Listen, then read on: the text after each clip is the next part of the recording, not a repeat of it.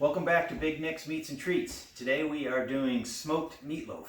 I'm starting off with just shy of 1.5 pounds of home ground burger. I ground up a brisket and some chuck and just over 1 pound of ground pork. I ground up a pork butt. I'm going to mix them together. First thing I'm going to do is season well. Season fairly liberally. Use kosher salt, not table salt. Okay. And then I use coarse ground pepper. And I'm kind of seasoning this like I would season a steak. Okay. Next thing I'm going to do is put a couple of eggs in there. About 1/3 cup of panko breadcrumbs. And about 3/4 cup of cheddar cheese. And about 1/4 cup of ketchup. And then I'm going to add about 1/4 cup of milk. And then I'm going to mix it together. Make sure everything's well mixed. My granddaughter says I say incorporated too much, so I'll say well mixed. We'll get that all nice and well mixed. Okay, that looks pretty good. I'm going to kind of shape the meat into a little bit of a loaf in the bowl so I can get it prepared to go into the loaf pan. And then I'm just going to put it in a standard loaf pan.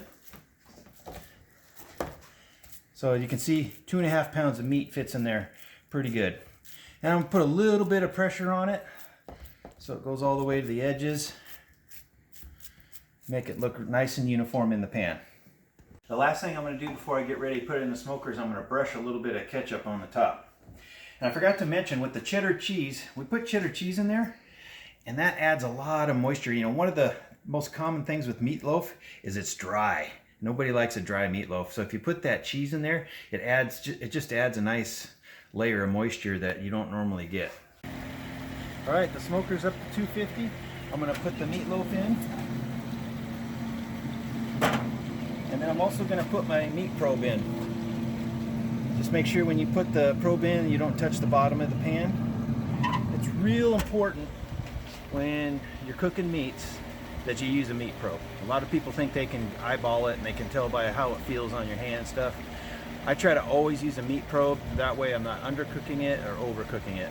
I am currently, I use what's called a ThermoPro TP20. And it works off of Bluetooth, so I can go in the house, I can set it at what temperature I want, and it will tell me when it's at that temperature, so I know when the meat's done.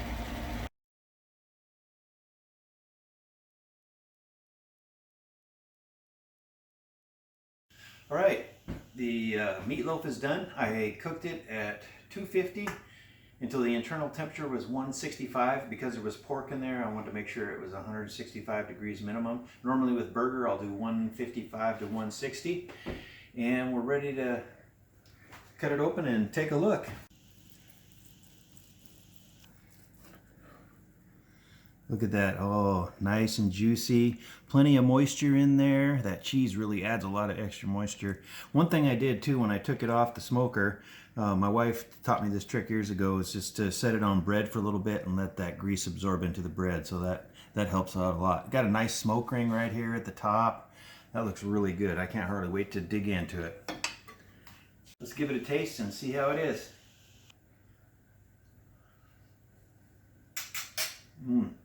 Super moist. You can taste that smoke on there, the ketchup. It's really good. I love the blend of the burger and the pork together. So good. Watch me work, baby. Watch me work.